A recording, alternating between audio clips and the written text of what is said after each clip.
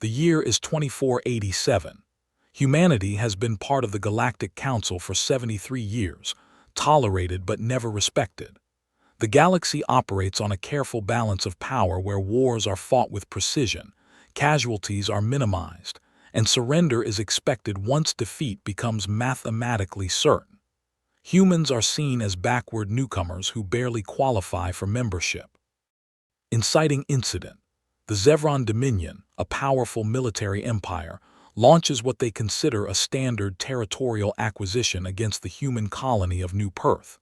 Following Galactic Convention, they issue a 72-hour evacuation notice and expect humanity to negotiate terms of surrender.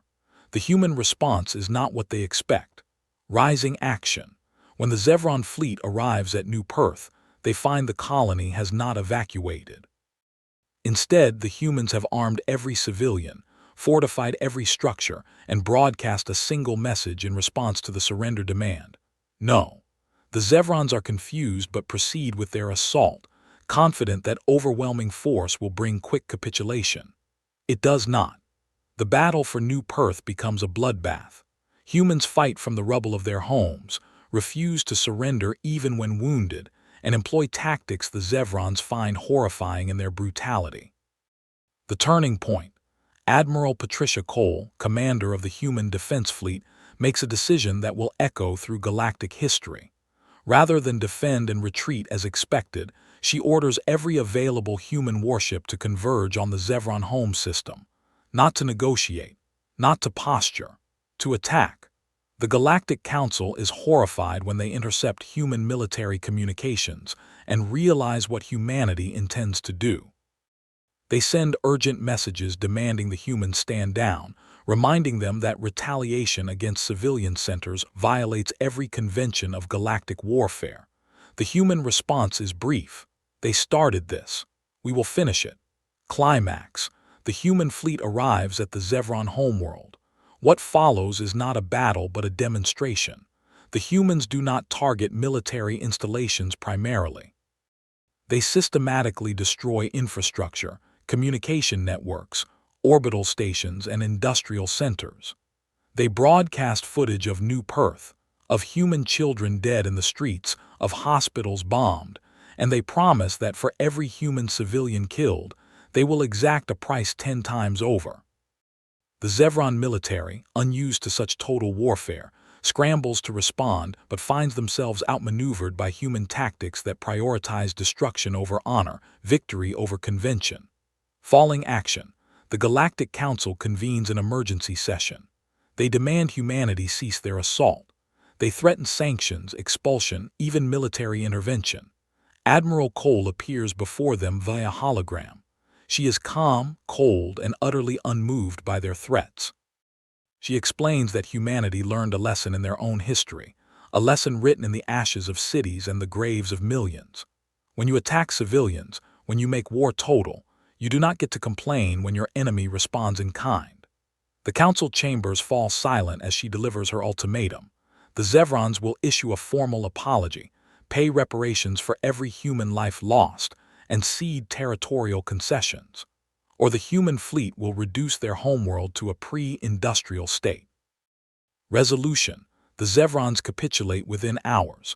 The Galactic Council is left reeling, forced to confront an uncomfortable truth. For all their civilization, for all their carefully managed conflicts and diplomatic protocols, they had forgotten what it meant to face an enemy willing to pay any price, bear any burden to protect their own. Humanity had reminded them. The galaxy would never look at humans the same way again. In the aftermath, human diplomats return to the council chambers. But now, when they speak, others listen. When they make threats, they are believed. And when asked why they responded with such overwhelming force to what the Zevrons considered a minor territorial dispute, the human ambassador's answer is simple. You attacked our children. What did you think would happen? Complete story. The chamber fell silent when the hologram resolved itself into clarity. Admiral Patricia Cole stood motionless in the projection field, her uniform pressed to regulation sharpness despite 3 weeks of continuous operations. Behind her, barely visible through the open bridge window, The distant glow of orbital fires painted her shoulders in shades of amber and rust. The Galactic Council had assembled in emergency session. Representatives from 417 species occupied the tiered seating that spiraled upward toward the domed ceiling of the deliberation chamber. Chancellor Vrex of the Caltheran Communion leaned forward in his seat, his four eyes narrowing in what might have been concern or calculation. "We have called this session to address your flagrant violation of Galactic Convention 7, Article 4, he said. His voice carried the harmonic resonance typical of his species, each word layered with subtle tones that the translation matrix rendered as barely suppressed anger. Your fleet has engaged in unrestricted warfare against civilian infrastructure. You have ignored 3 separate cease and desist orders. You have threatened to reduce a homeworld to pre-industrial collapse. Explain yourself." Cole studied him for a long moment. When she spoke, her voice carried across the light years with perfect clarity, each word measured and deliberate. "No." The chamber erupted. 400 voices rose in protest, translated into a cacophony of clicks, whistles, and modulated tones. Vrex struck his gavel 3 times, the crystalline head ringing like a bell. "You refuse to explain." His crest had begun to flush the deep purple that signaled extreme agitation. "This council has the authority to bring sanctions against your species. Economic isolation, military quarantine. We can make your worlds irrelevant, Admiral." Cole's expression did not change. "I refuse to justify defending my people against an unprovoked attack, and if this council believes it can threaten humanity, I invite you to consider how well threats have served the Zevron Dominion." A new voice cut through the murmur of shocked conversation. Ambassador Krell of the Zevron Dominion rose from his seat, his chitinous plating gleaming under the chamber's lights. He was young for his species, barely into his 3rd century, and his mandibles clicked with barely controlled fury. "Unprovoked. We followed every protocol. 72 hours notice. Civilian evacuation windows. Proportional force escalation. Your colony refused to comply with galactic standards." Cole turned to face him, and something in her movement made several nearby representatives lean back in their seats. "My colony," she said softly. "You mean New Perth, the world where 87,000 people lived, where they grew crops and raised children and built lives." She triggered a command on her wrist interface. Behind her, the hologram expanded, filling the chamber with images. A school, walls painted with bright murals of Earth animals and alien landscapes. A hospital, its windows still decorated with handmade cards from pediatric patients. A marketplace where vendors had been setting up for the morning rush when the first bombardment struck. The images shifted. The school was rubble. The hospital was burning. The marketplace was a crater. "You gave them 72 hours, Cole continued. Her voice remained level, almost conversational. 72 hours to abandon their homes, their businesses, their lives. To load whatever they could carry and leave everything else behind. And when they refused, when they dared to suggest that maybe they had a right to defend what was theirs, you orbital bombarded population centers." The images continued. A child's toy, melted plastic and metal fused together, a wedding ring in the ashes, a data pad still displaying a homework assignment for a class that would never meet again. 23,000 civilians, she said. That was the final count. 23,000 people who died because they committed the terrible crime of wanting to stay in their homes. Ambassador Krell's mandibles had stopped clicking. "They could have evacuated," he said, but his voice had lost its fury. "We gave them time. We followed the protocols."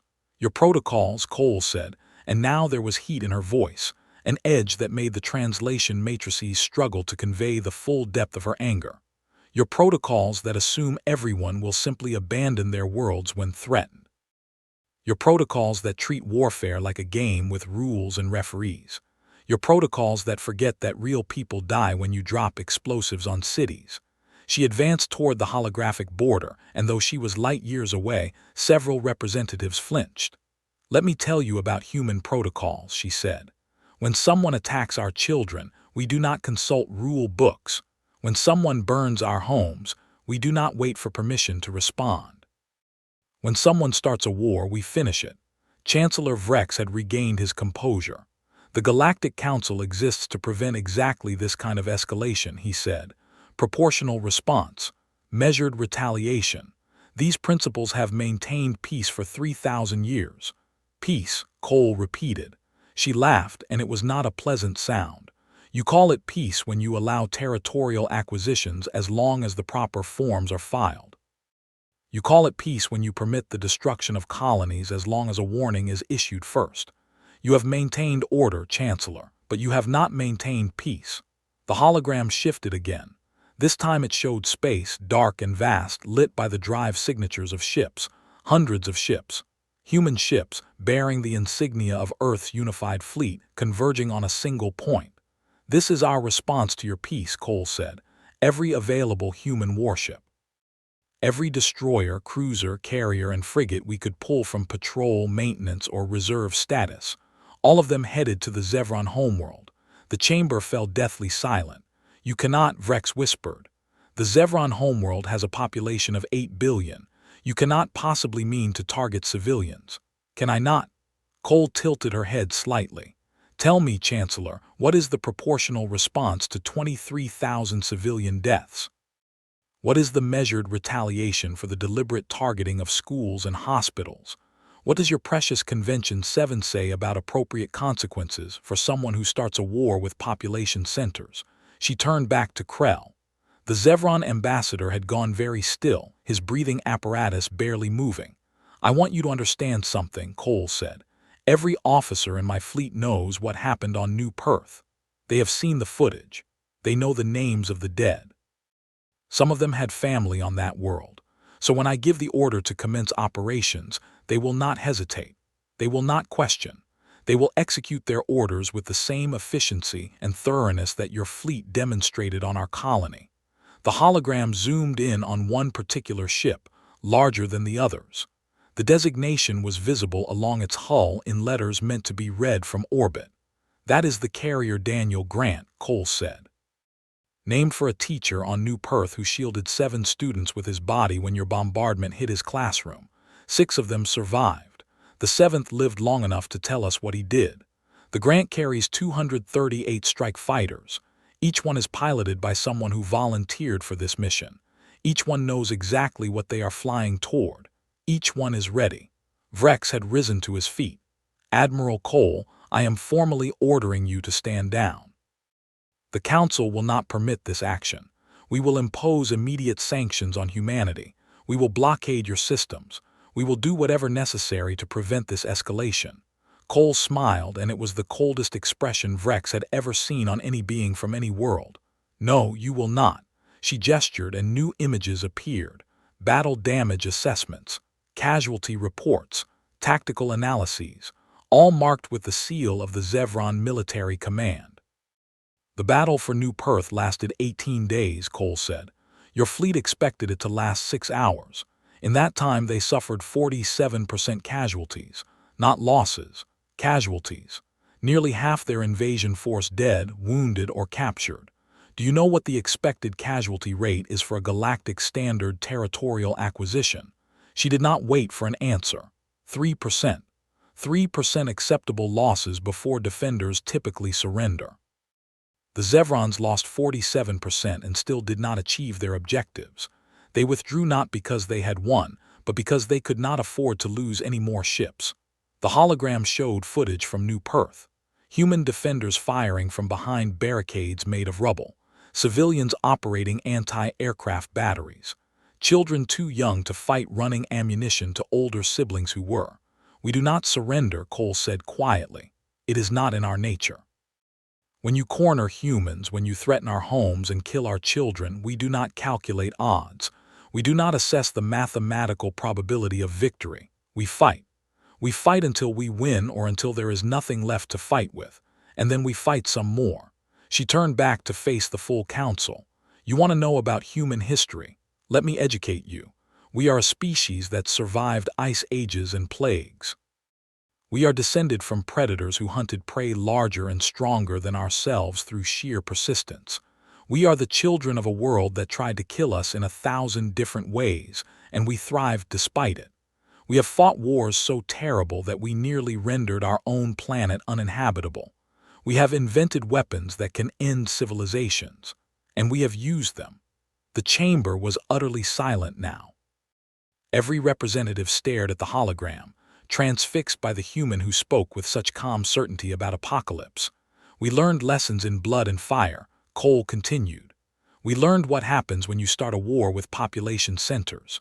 We learned what it means when the gloves come off, when the rules disappear, when the only goal is to break your enemy so thoroughly they can never threaten you again. We learned these lessons on our own world with our own weapons, killing our own people. And we swore we would never forget them. She pointed at Krell.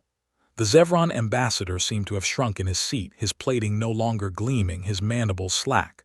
Your Dominion decided to test us. They decided that humanity was weak, backwards, easy prey. They thought that because we follow your protocols in peacetime, we would follow them in war. They were wrong. The hologram shifted one final time. It showed the Zevran homeworld, beautiful and blue against the backdrop of space. Around it, like a noose tightening, the human fleet drew closer. In 6 hours, Cole said, my fleet will be in position. When I give the order, they will begin systematic destruction of every piece of orbital infrastructure around that world. Communications satellites, manufacturing stations, defense platforms, all of it. Then we will target ground installations, power generation, water treatment, industrial centers, transportation hubs. We will reduce their civilization by centuries. And we will not stop until they capitulate or until there is nothing left to destroy. Vrex found his voice. You would kill billions to avenge thousands. No, Cole said. I would make it clear that attacking human civilians is unacceptable. I would ensure that no one ever makes the same calculation the Zevrons made. I would demonstrate that humanity is not a species to be tested, pushed, or conquered. We are a species to be left alone. She paused, then added, but to answer your question directly, I will kill exactly as many as necessary to protect my people. If that number is 0, wonderful. If that number is billions, then billions it will be. The choice is theirs. Krell rose on shaking legs. What do you want? Cole's expression did not soften. The Zevran Dominion will issue a formal apology to the human government and the families of all New Perth casualties. They will pay reparations totaling 50 billion galactic credits. They will cede the disputed territories in the Outer Rim. They will reduce their military presence in human-adjacent space by 75%. And they will sign a non-aggression treaty with humanity lasting no less than 100 standard years. Those terms are outrageous, Vrex protested. You cannot possibly expect. I expect them to agree, Cole interrupted, or I expect them to enjoy living in the Dark Ages for the next several centuries while they rebuild their civilization from scratch. Those are the only two options. She checked her wrist interface. You have 5 hours and 43 minutes to decide. I suggest you use them wisely. The hologram flickered and died. Admiral Cole vanished, leaving behind only the stunned silence of the Galactic Council and the lingering images of a world that was about to learn the price of starting a war with humanity. Chancellor Vrex looked at Ambassador Krell. The Zevran was already moving toward the communication booth, his movements jerky with panic. Contact your government, Vrex said quietly. Tell them to accept the terms. Krell turned. The pride of the Dominion, he began. Vrex cut him off with a gesture. Your pride is not worth 8 billion lives. Tell them to accept. And pray to whatever gods your people believe in that the humans are not as merciless as they claim. In orbit around the Zevran homeworld, Captain Leonard Hayes sat in the command chair of the carrier Daniel Grant and watched the countdown timer on his tactical display. 5 hours and 41 minutes until weapons authorization. Around him, his bridge crew worked with quiet efficiency, preparing strike packages, coordinating with other fleet elements, running final systems checks. Commander Victoria Chen approached his chair. She was young for her rank, promoted early after exemplary service during the New Perth defense. She had lost 3 brothers on that world. All squadrons report ready, Captain, she said. Strike packages loaded and verified. We can launch on your order. Hayes nodded. He had served in the fleet for 32 years. He had seen peace and war, diplomacy and devastation. He had hoped quietly and without much conviction that humanity might avoid the darkness that lurked in their history. That hope had died on New Perth. Are we doing the right thing? Chen asked softly. Hayes looked at the timer. 5 hours and 39 minutes.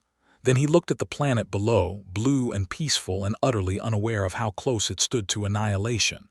I do not know, he admitted. But I know what happens if we do nothing.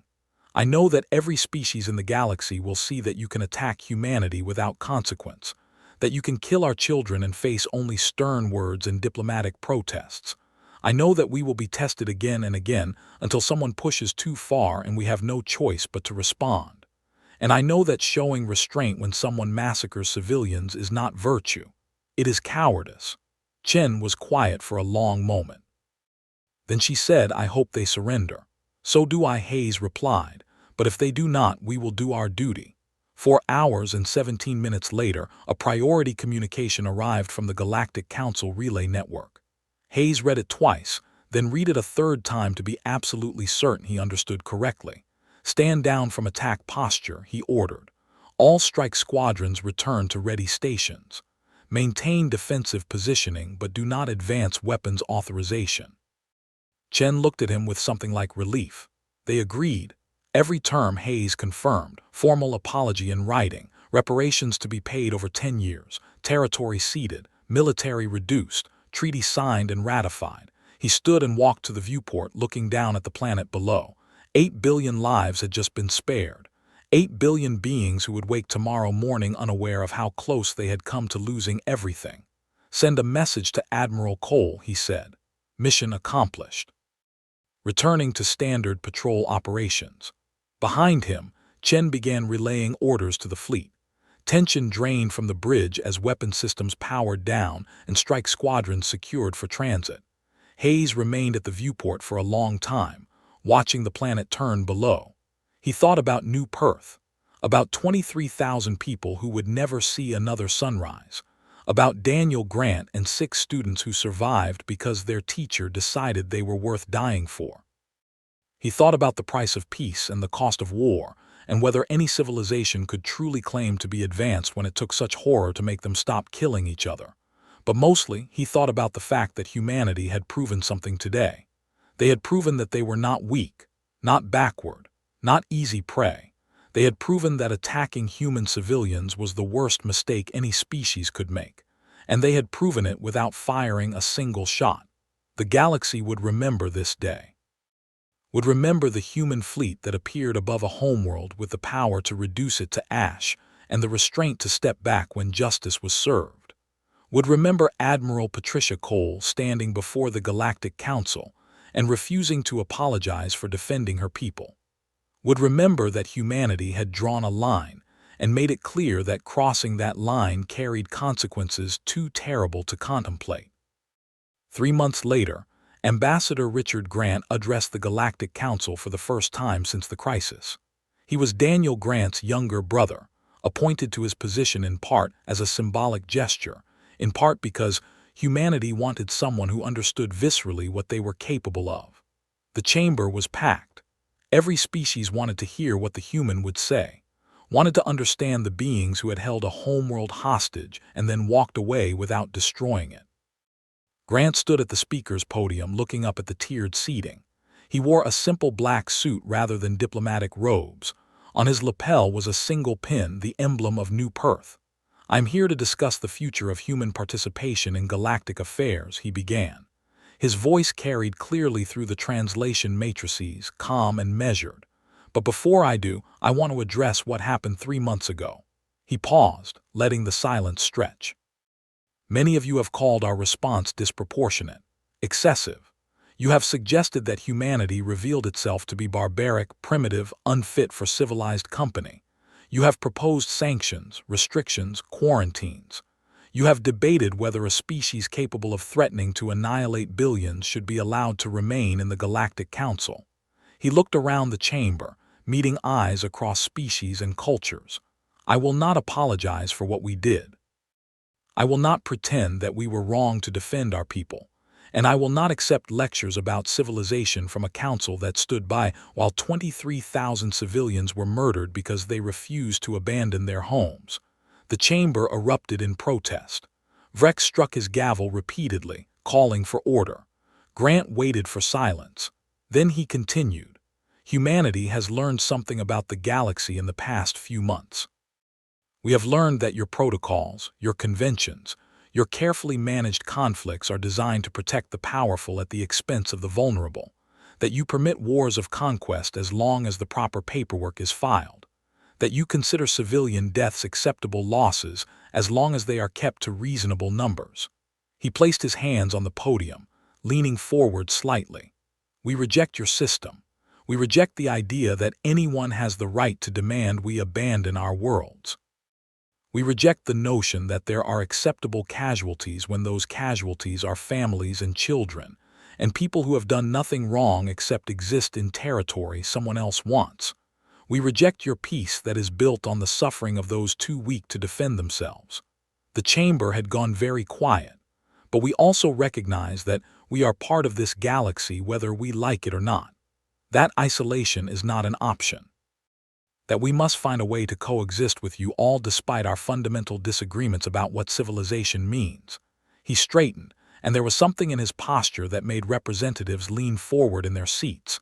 "So here is what humanity offers. We will continue to participate in the Galactic Council. We will honor treaties, respect borders, engage in trade and diplomacy. We will be good neighbors and reliable partners. But understand this clearly, we will defend our people. We will protect our worlds. And if anyone anywhere decides to test our resolve again, they will learn the same lesson the Zevran Dominion learned." He paused, then delivered the final lines that would be quoted in history texts for generations to come. "You call us barbaric, you call us primitive, you call us unfit for civilized company. Perhaps you are right. But remember that when you attacked our children, when you forced us to choose between submission and survival, we chose survival. And we will choose it again, every single time." He stepped back from the podium. The chamber was utterly silent. No one spoke. No one protested. No one called for a vote or demanded he reconsider his words, because they all understood, finally and completely, what humanity had been trying to tell them, that there were lines that should never be crossed, that some prices were too high to pay.